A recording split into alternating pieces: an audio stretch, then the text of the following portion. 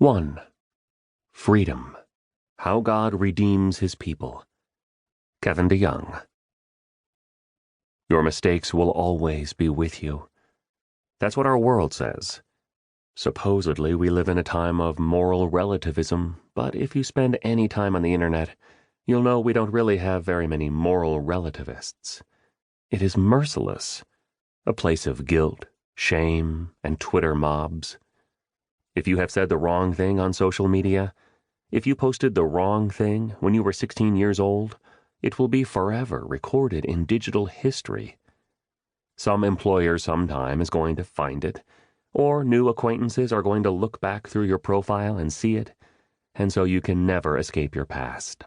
Your mistakes will always be with you. There are no do-overs. And we all have a past, don't we? Social media just exaggerates the problem that has always been there. We've all made mistakes. We've all said or done the wrong thing at some point. We're all sinners. Imagine someone set up a big screen for all your friends and neighbors and invited them to watch your whole life, all you've looked at, all you've done, all you've said, all you've thought. If you're anything like me, you'd be tearing it down. You do all you could to stop them watching. It doesn't matter how many things we've done that may seem impressive. None of us would want everything in our past displayed on a screen for all to see. But in 1 Corinthians chapter 5, verses 7 through 8, Paul tells his readers that they have had a new beginning. They are no longer like old bread, made with the leaven of malice and evil. Instead, they can be new and unleavened. They can put aside their past mistakes and look to an entirely new future. Why? Paul says that this new beginning takes place because Christ, our Passover lamb, has been sacrificed. Jesus has died on the cross to save us from our sins.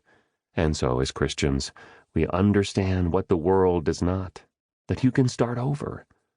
We are the people of God set free from sin, and our past does not define us. To see the nature of this freedom, what we are set free from, what we are set free for, and how we are set free, we need to look more closely at Exodus chapter 12, where God gives instructions for the Passover sacrifice, that forerunner of the greater sacrifice thousands of years later. A new beginning. The Exodus was the supreme event in the history of the nation of Israel. It was the turning point. It was a new beginning. Here are God's first instructions. This month shall be for you the beginning of months. It shall be the first month of the year for you. Tell all the congregation of Israel that on the 10th day of this month, every man shall take a lamb according to their fathers' houses, a lamb for a household. And if the household is too small for a lamb, then he and his nearest neighbor shall take according to the number of persons. According to what each can eat, you shall make your count for the lamb. Exodus chapter 12, verses 2 through 4. The Israelites were a slave people, and so their time was not their own. But now God was marking out a new time. That is why he says, "This month shall be the beginning of months for you." They are starting a new calendar. The Passover would mark the end of life as they knew it in Egypt, and a new beginning as the nation of Israel. This is the first time in Exodus that the word translated congregation is used.